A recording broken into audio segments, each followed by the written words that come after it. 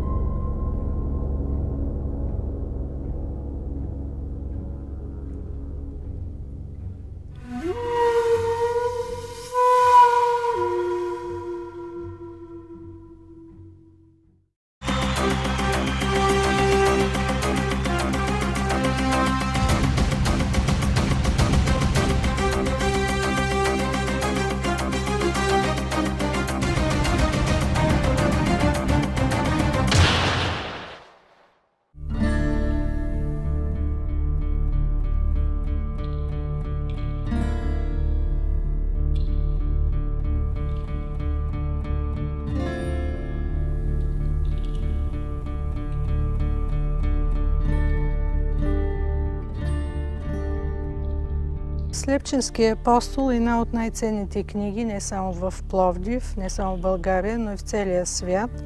Както се знае, ръкописните пергаментни книги от 10 до 14 век са най-ценните книги в историята на книжовния език.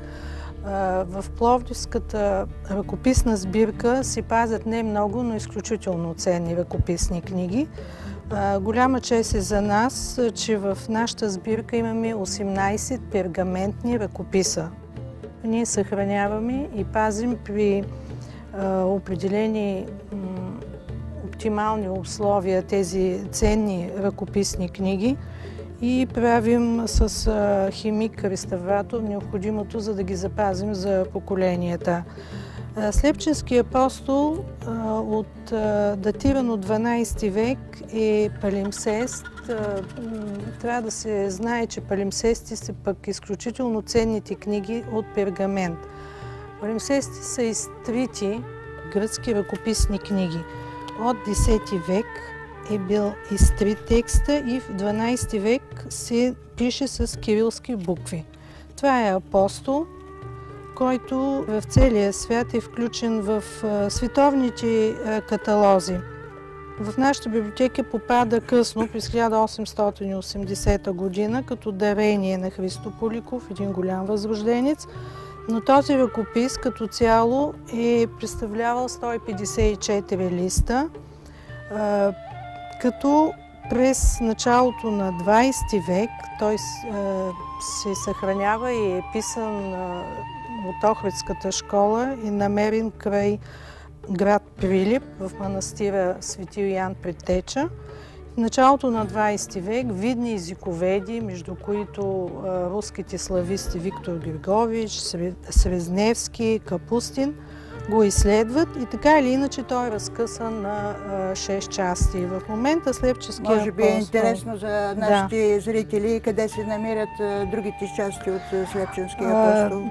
Той, Слепченски апостол, е хубавото, че е запазено в цяло, но на 6 места в момента.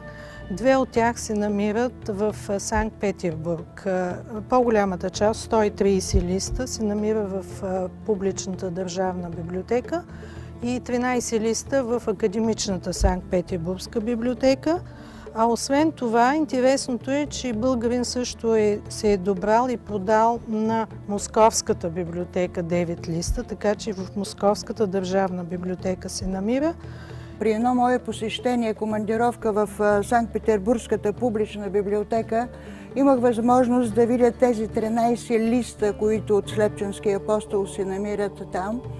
И отдавна водим преговори с ръководството на публичната библиотека в Санкт-Петербург да разменим копия на тези документи, на тези 13 листа, които имат те, и на тези ние пък да им предоставим тези 7, които притежава Пловдивската библиотека. И са дигитализирани вече в Да. фонда.